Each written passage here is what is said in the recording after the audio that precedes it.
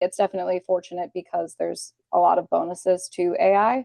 But I mean, at the end of the day, it's definitely not replacing anybody. It's just making them more efficient. And for lawyers specifically, they can take that time back to take more cases, spend more time with their family, chase other dreams that they may have outside of the legal space. But yeah.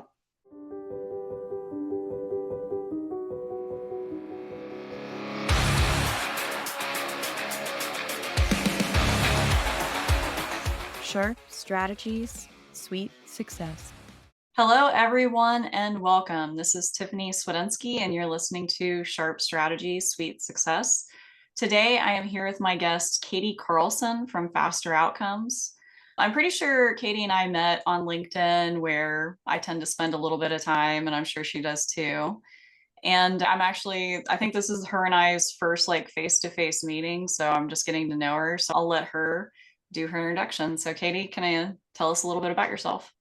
Yeah, absolutely. Katie Carlson, Director of Marketing here at Faster Outcomes. Thanks so much for having me.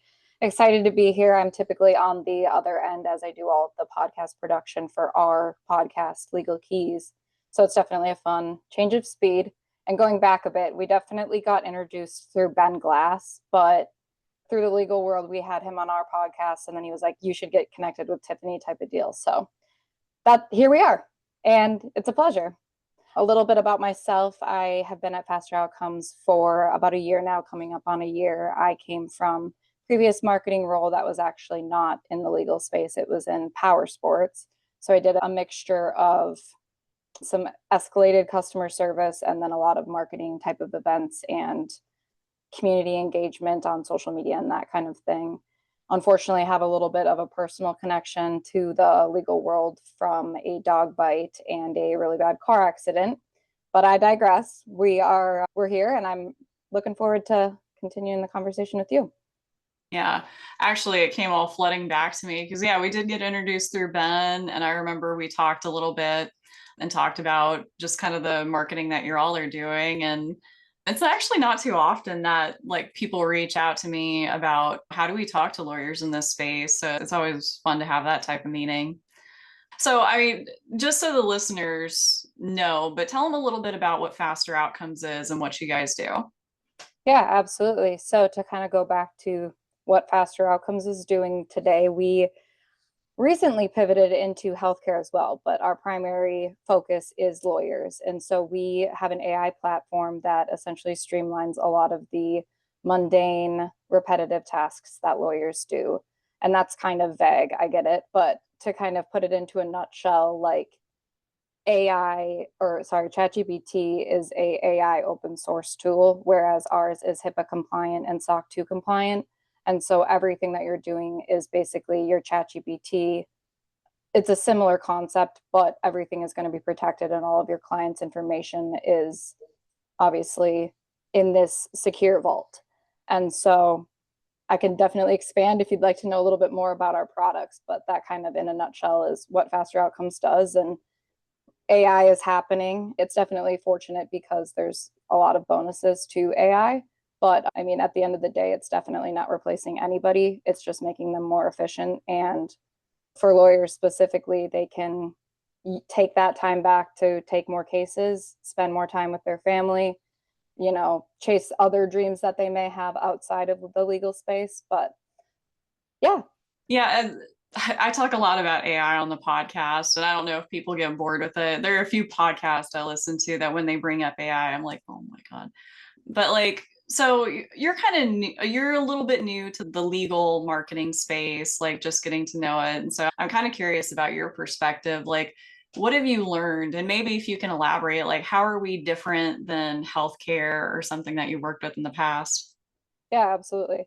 I think that more than anything, marketing is definitely a universal concept, but there are these little niches that, something isn't going to speak to a lawyer the same way that it would somebody that's purchasing a power sport toy.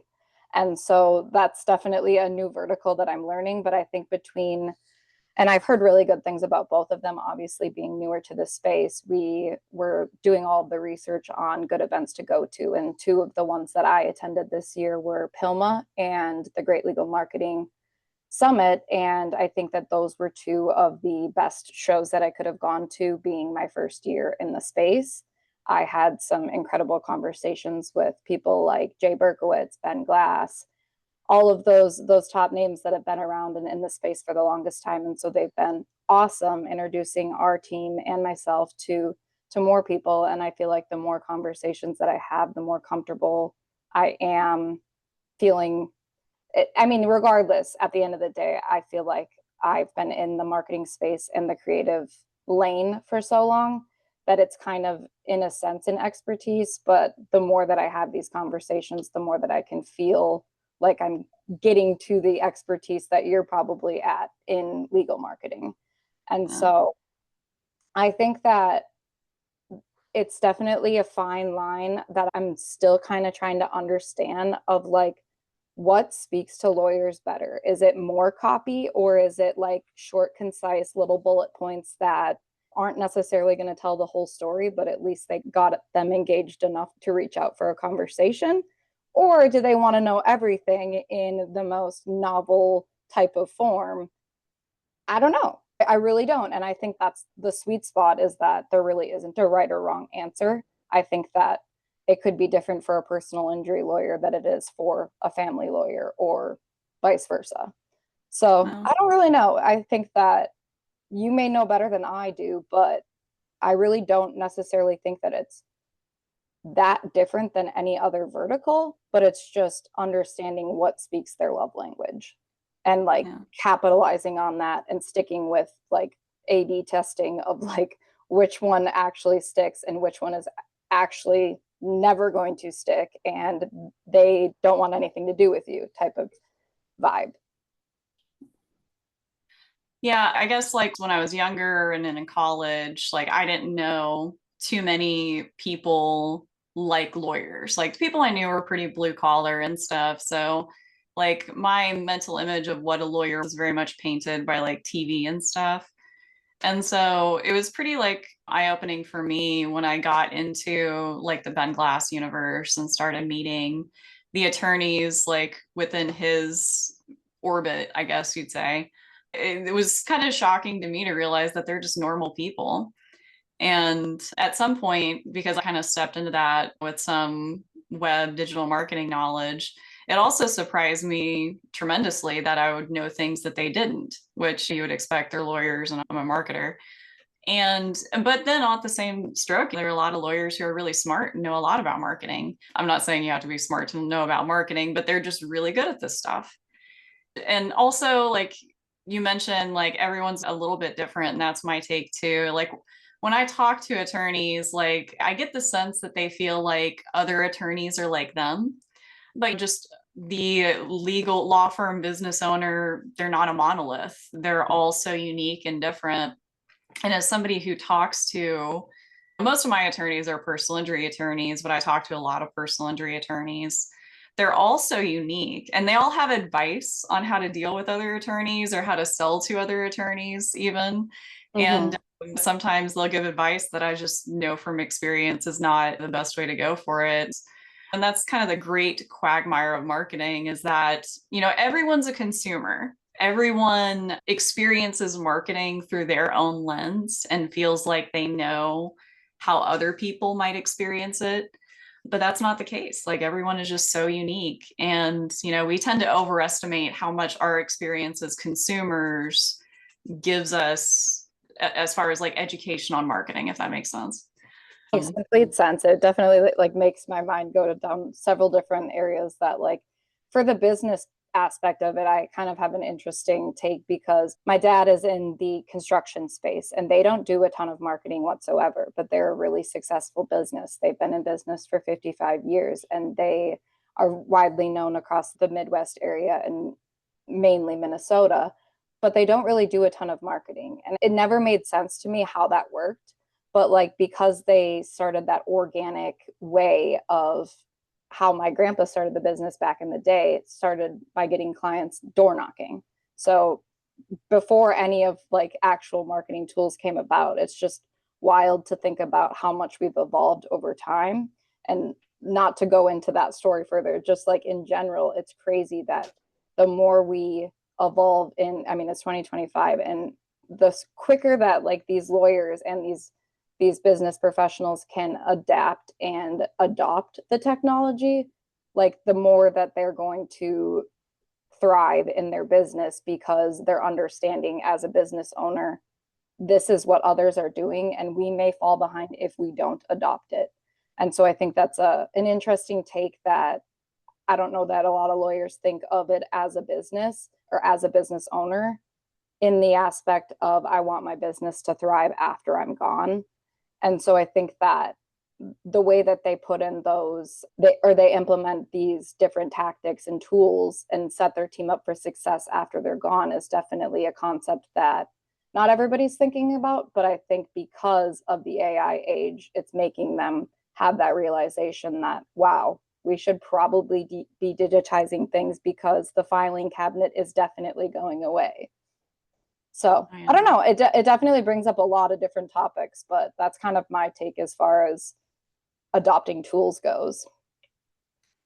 And in my experience, because I've mostly worked in legal marketing, but also I've spent a few years as a freelancer, and I worked as a freelancer, just a variety, like a smattering of different businesses. And the stuff that I learned as a freelancer, like digital marketing wise, like I'll hear from an attorney, like, oh, did you hear about this new thing? And I have to like bite my tongue and be like, yeah, it's super new and cool. Like, but It's totally new. Yep. yeah. And I don't know if it's just the legal industry in general, or maybe just the nature of small businesses being kind of slow to adapt to like new technologies. But like, even if you don't include AI, like if, a ChatGPT never launched and we're not talking about LLMs right now, there's still so much technology out there, marketing and otherwise, that law firms still haven't adopted. And it's kind of crazy to think about. It's just like, wow, you're still using server-based case management system. You're not on the cloud yet. Or, wow, you don't have a two-factor authentication set up for your internal logins. That is horribly insecure. Like, not, well, insecure in the not secure sense, right? And two-factor authentication is very annoying, but it's critical in protecting like a whole bunch of stuff. And I'm going off on a tangent, but I think when law firms think of like being hacked, they think of somebody at their computer typing code and rapidly combating your systems. But that's not truly what hacking is. Hacking is like social engineering. It's phishing attacks. It's scammy text messages. It's getting people to click on the wrong thing and downloading a program on their browser and capturing their password. And yeah, anyway, like I just feel like there's still this huge technology gap between firms and then stuff I was implementing in other businesses. And I said I was going to talk, but here I went talking a whole lot. To that point, and I mean, I guess that brings up a question for you. Like, the law firms that you work with, how much are they using technology? And if they aren't using technology, are you trying to push them to start using it? Or is that something that you're okay with, the old school vibes? So every law firm I start out with, we're pretty much redoing their integrations. Like, I've not yet started working with a firm or have consulted with a firm that has seamless integrations where all of their forms or website forms are pushing to their intake dashboard. And a lot of law firms are still tracking intakes by like phone calls and trust. Like, they're just trusting their intake team to report on every call that they took and to classify it accurately. And every law firm I start with, we're starting with those systems. Very rarely am I stepping into a relationship where they have all of that flushed out perfectly. And so I know there's a technology gap, because the firms that are killing it, that's how their systems are. A lead comes in, it is in your intake dashboard. And if your intake team is off duty, it's being forwarded to an outside call service that'll follow up with it. And you're not going to beat that if you don't have these systems. And a lot of them don't have these systems. Yeah, fair take. And I think, and that's funny that you say that too, because when I first started roughly a year ago, I kind of thought that the adoption was a bit further than it actually is. And I think that's a bit refreshing in a sense as well, because as much as it's great, the technology is great, it's like, all right, we also should take things like one thing at a time. And successful implementation at a firm is definitely not going to do well if it's rushed, and you have to do it in a systematic way, or obviously it's going to fail or end up being essentially a waste of money. And so I think that's something that it was very interesting to me when I entered the space, that adoption with AI in general and maybe technology like case management is not as far along as I expected it to be, which is, it could be looked at as a good or bad thing. But I think that regardless, at the end of the day, we're all business people and we are doing what's good for the business and looking out for the greater good of the business. So with AI tools in particular, there's something kind of interesting happening, but a lot of it's either been pitched to me as something for me to build, or I've heard other businesses trying to build their own AI solutions, like their own internal chatbot. Can you talk a little bit about that? Like, is it how there's a lot of AI systems that I use that I build for myself, but they're not like my own custom. Some of them are my own GPTs, but they're not like a replacement for an AI tool that you might buy, right? Mm-hmm. If that makes sense. Sure. Yeah. Talk a little bit about that. Are small law firms really going to be able to build for themselves like their own AI solutions, or is that just kind of a pipe dream? Personally, I guess I can't speak to the development side of it because developers are a whole different breed compared to me. Like, they can speak and know the internet a lot better than a lot of people do. I don't know what it would take to start like your own in a small law firm, but I do know that larger law firms like Morgan and Morgan have their own proprietary LLM that they're definitely not going to be adopting any sort of the AI tools that are out there right now that my competitors and I offer. They have their own thing, and if anything, they are trying to shoo all of the salespeople away because they've got their own deal. And I thought that was pretty cool, honestly, because it makes sense. They're a massive law firm. Why wouldn't you just keep it all in house? But I think to the point of small law firms, I think they're the easiest to implement outside of like their own law firm. So if they're purchasing, for example, faster outcomes, I think that their implementation can be extremely successful because they're so small, and it gives that one-on-one training aspect that you can actually onboard them and in the most successful way make it make sense from the beginning, because if it's a smaller team.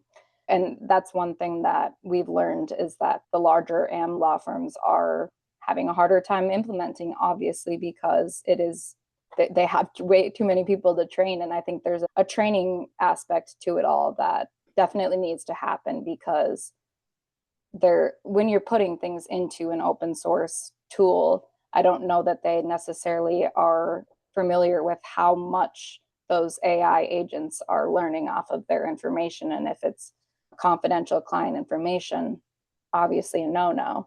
So I think that there's definitely some training that could happen for the larger law firms. I mean, across the board, if you aren't familiar with what it can do, you should take a step back to understand it. And it's funny because when we talk to people that have never used things like AI before or ChatGPT, we're like, well, just go write a poem or write a recipe for dinner, or just like start small and then understand the capabilities of it and kind of how you can utilize it and amplify your own skills.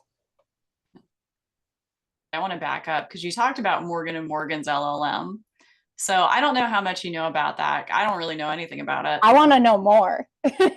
Like, when somebody told me about it, I'm like, wait, really? That's actually kind of cool. Not that it's any of my business, but it's just kind of fascinating concept. Is it customer facing or is it just internal? In my understanding, it's just internal. Okay. So I guess that makes a little bit of sense, like something internally. Because my husband, he works for a company, and I got to be vague on the details, but they have their own internal LLM because they have to. It's security, right? Mm-hmm. And I can't just use ChatGPT for this. And it makes sense for law firms, like you need that kind of security as well. And I guess with Morgan and Morgan, you certainly have the bandwidth or the budget to hire developers. You can outsource the whole thing to an expert team, and there are probably a ton of them.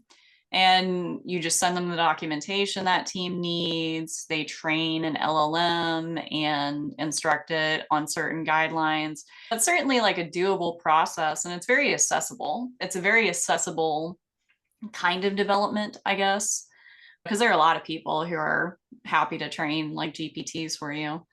But it's a question of like, is it accessible for the small business owner? Should they do this themselves, or should they just buy into an AI tool? Mhm. And these days, like, um, building automated systems is like easy to do, but like then you have to maintain it. And the maintenance part is hard. And if you want to build AI systems that are complex, you have to basically maintain a connection with a developer who can troubleshoot it. And I think that's the part that people just kind of, if it's built and it's built right, it'll never break. But unfortunately, that's not the nature of online technologies. And my instincts tell me that, and I could be way off with this. My instincts tell me that maybe they actually have, like Morgan and Morgan probably have in-house developers and technology team, like a CTO, that are doing all of those things. That would probably make the most sense, given that they have so much data and information that obviously they don't want leaked. And so that's kind of where my mind went, is they most likely have like a whole technology team because they can afford it. So, I mean, that would make the most sense to me, but I guess it would be interesting to know if they were outsourcing that kind of thing. Yeah. Well, for small businesses, that's the question. Like, what do you bring in house? What do you outsource? Because if you don't do it that much, like it makes more sense to outsource, like podcasts, for example. Right. Like you don't need, if you have one single podcast, you don't need one whole full-time podcast editor unless you do it a lot. You can hire a company that'll edit all your podcasts and post them for a third of the amount, maybe less. Mm-hmm. And so it's a question of like, what do you want the security of having like somebody who you pay less, who has more experience, who works with a bunch of different clients on a similar task? Or what do you want to have like full time in house? That's the question for a lot of business owners, I guess. Right. Um, And kind of to the point of the small law firms, from my own take, and obviously everybody's different. I don't know how long the law firm's been around, or how, say, there's family members that are taking it over. So it makes sense to do it in house if you're a small firm. But I think that if you're a larger firm, it makes more sense to do it in house because you can see the ROI that will come down the line. Whereas if you're a smaller firm, I think there's a greater chance that the adoption could either fall through the cracks, or you lose one person and then you're not able to focus on the fact that you're trying to build this tool. So I could just see a lot of ways that it could go downhill, but I also see that it could probably work as well. It kind of just depends on who's running the business and how, I guess, determined they are to make it a successful in-house LLM. So yeah. I don't know. I guess I haven't heard of any small firms making their own tool yet, but Uh, I think if you have the money to put up front to hire developers that are very expensive, I've heard numbers of what those type of developers get paid, and it's a little bit insane. It's awesome, but it's insane. Like, you have to have the budget for it. And so if you're able to spend that money up front, by all means, I think it could be an advantage point. But if you don't, I think you can see the ROI by outsourcing, because you're not putting in all of that money to hire a developer. well, so this is an extreme example, but like Facebook went on a developer hiring spree over the summer because they're developing their own LLM. Of course they And yeah, of course they are. And they spent like 1 million, over $1 million just to hire one developer. Like that was their sign-on bonus or something. And I might be exaggerating. It's a known I story. mean, I So, believe it. yeah. I've heard of somebody that I know personally that makes $500,000 a year. And I'm just like, I mean, wow, that's amazing. But how did you get to that point? And one of my coworkers brought up the point of like junior developers that are now graduating. how do you, like, AI kind of takes over, like AI can write code now. And so AI kind of takes over that junior developer role. And so now there's this weird gap of these higher end developers that have been in the space since before a lot of this took off. And so I don't know. I sure hope that we can keep things human enough that I don't ever want all jobs to get taken over, because I think we all need the human aspect to these things. And that is one thing that we definitely stress at Faster Outcomes, is keeping it human as possible. Like, you're just becoming a more powerful human by utilizing the tools in the correct way. Yeah. Well, I mean, I'm hearing more and more, and I love AI tools and I love adopting AI tools. But like, just an example from marketer standpoint, I work with a lot of marketers who are getting started in their career, like 0 to 5 years of experience in legal marketing or just in general. And so I'm working with a lot of junior marketers, and I'm instructing a lot of junior marketers to use ChatGPT. But like, that's not enough. Like, if I ask somebody to use ChatGPT to write marketing copy and they just send me the output without editing it, I know I can read and tell. And I go back to them and say, like, look, this is, if ChatGPT didn't exist and you sent me this as a first draft, I would have been so happy. Mm-hmm. But I know this isn't your first draft, and we need to take it from first draft to final draft. And that bridge is human. That final draft bridge is human. And I talk about this sometimes, not a lot, but I'm part of a writers group. Mm-hmm. And it is very obvious when a new writer comes into the group, presents their work, and it's entirely or even partially AI. Us older writers, because I fit in that category of older writer at this point, we were writing from before ChatGPT. We saw what a real first time person's work looked like. Mm-hmm. And so we can tell, and also the tells of what ChatGPT writing is are just so obvious that it's painful. 100% agree. And I think that's one thing that sometimes it obviously takes me longer, but when I'm going back and forth with chat of like, I'll put in, here's what I want to say in my own tone, and it'll kind of clean up a couple of this, change some adjectives and like make things a little, and I'm like, oh, I didn't even think of that. That sounds awesome. And so when you can like just put it in there to like clean it up and make it sound a little sharper, that's like the perfect little final touch. But I completely agree that you can tell when something's been written by ChatGPT to the point that I don't know, it doesn't even sound, you can tell, and it's not like you're transacting with a human. Yeah. And I think that goes for developers as well, because I've built a PC before, but I did use ChatGPT to walk me through building this PC, which I'm gesturing to off camera. That's really cool. Expand on that a little bit. I've always been kind of a technical person. I built my first PC back in college when it was like, I just scrap parts that I sourced off like Facebook and stuff, right? This is my first build where it's just like all of the stuff was new and kind of nice. And so I just had that little bit of experience with PC building, enough to go through something like this. But I also used ChatGPT to help me out. It's just like, okay, I did this, like, and I knew enough to know when it was wrong. And it was wrong often enough that it's kind of scary for the stuff that I think about, I also use ChatGPT for. And it's just like, wow, this stuff, ChatGPT is great. And it certainly helped me through a few problems.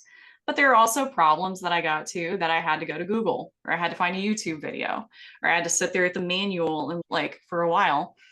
Yeah. And so when people talk about like, you got to be careful, it hallucinates. Now, I think it's easy to kind of like, yeah, I know it hallucinates sometimes, but the problem is it hallucinates convincingly. And the ChatGPT was trying to have me short out my motherboard at some point. It's like, touch a metal thing to these two connectors. And I was like, hold up. That's an extreme like step for what I'm experiencing. And eventually I figured out I didn't need to do that. That wouldn't have been dangerous. Like, it wouldn't have killed my PC or anything. But it was just like, okay, I think we're going to step 6 when we need to go back to step 2. And I wouldn't have known that otherwise, And I know what you're talking about when it gives you that weird answer, but at least you actually read the answer and realized, wait, let me take a step back, because that's not the way that I knew how to do that. Or it just sounds goofy. And so then in that aspect, if my thing hallucinated like that, just start a new chat and be like, all right, let's start from square one, because it doesn't even make any sense.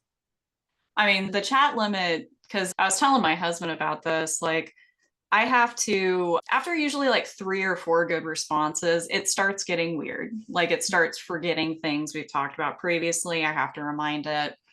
And I believe they shorten the memory limit of it, which is why like I build a lot of GPTs. I think a lot of people get a little overzealous. It's like, I'm going to upload all of our company documentation to it. And it can't hold all of that in its memory. Like if you're Right. just And doing the if basic you stuff. want it to review the information to its entirety, it's not going to do a good job of it if you're putting in way too much. Like the way that you Okay. put things in there, there's a systematic way that you should be going about how you're dealing with large files, because it's not going to give you a correct input or review all of it in Yeah. the first place. And I've done this before where I've sent it a link of my own writing. Like I've sent it a link to something I wrote and I've said, review it, like critique it. And it responds, it starts giving me critique and I'm reading it and I'm like, that doesn't apply to what I wrote. And then I asked him, I'm like, you're giving me critique for things I didn't write. And then it was like, oh yeah, I couldn't actually visit the link you provided. And I'm like, why didn't you just say? Why didn't you just say I can't visit it? But it gave me like 3 paragraphs of feedback for an imaginary article. And it's just kind of funny. It's kind of funny the way it works like that. It really is. And it's strange when you make the realization that you think it's smarter than it actually is. And then you do something like that and you're like, well, wait, if you're so smart in all of these things, like you said, why didn't you just let me know that you weren't able to click the link? Yeah. That's why like education about these technologies is really paramount. Like why they're extraordinarily useful. Like every day I use AI. It's ridiculous. But like also it's important to understand like not how it works, but like the best ways to use it and where its like limitations are. And I hope my political leanings are very middle, but I do listen to Joe Rogan. Not as much anymore though, because he keeps talking about how AI is like a digital god or something. And every time I hear him say that, oh my gosh, like I just hate it so bad because he's talking about the singularity when we're discussing LLMs, right? And I think it's important to understand that these technologies are not the singularity, like that we're not dealing with a digital god yet. It is not sentient. And listening to somebody like Joe Rogan like full-heartedly believe what he is saying, it inspires me to go out there and try to educate people like chill out, like it's not that, it's still really cool, but anyway. Yeah, no kidding. Like maybe we could be there in like 2075, but we are not there right now, and we don't have to be there right now. If we're trying to keep people employed, obviously we want there to be the human aspect. And yeah, no, technology is not God. However, like you said, it's a great tool on the tool belt if you know how to use it correctly and you're educated about how things can go wrong, how it can hallucinate, how you can prompt it or train it better. So I if you actually do that, try to go out there and train people. I applaud you for that, because it takes a certain type of patience to try to teach somebody technology that, you know, doesn't even know how to open an email. Unfortunately, I feel like that kind of AI education is not being well received right now. I'm waiting for public opinion to kind of chill, because if I go out and tell a business owner who's really, really excited about AI that there are limitations and maybe its responses aren't as sophisticated as you think they are, they kind of turn off. They're just like, shut up, Tiffany. You just don't like it for some reason. But I'm starting to see people kind of come around to this fact that AI is fantastic and it's an incredible tool and it's made my life like 20,000 times easier in a lot of respects. But like, it's not the singularity, like, it's not God. And it certainly at this point can't outdo like human creativity or just like human critical thinking. And to believe it can is kind of dangerous. Well, anyway, I don't want to keep talking. Right. No, and I agree with that 100%. It's like you cannot go off of what your chat.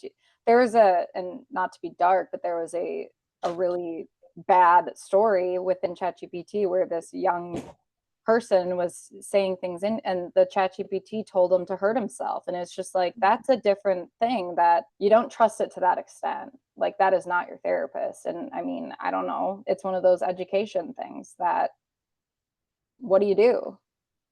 We're a little over on time, so I got to wrap up really quick. But the funniest advice I've gotten to get better responses out of ChatGPT is to act like you're desperate. So to throw something in there like, please, my job is on the line, I need a great response. It'll think longer, literally, and it'll give you a more complex response, which I just thought was kind of hilarious. But Katie, where do you want people to look you up to learn more about you? Yeah, absolutely. Thank you. If you want to come check out the Legal Keys podcast, we'd love to have you on if you're interested in the AI space. We talk business, we talk law. We're easing our way into the healthcare space as well. So Legal Keys podcast, if you want to connect on LinkedIn, Katie Carlson at Faster Outcomes, and all of our socials are Faster Outcomes. Thank you so much, Katie, for being a guest and coming on today. Really appreciate it. See everyone next time.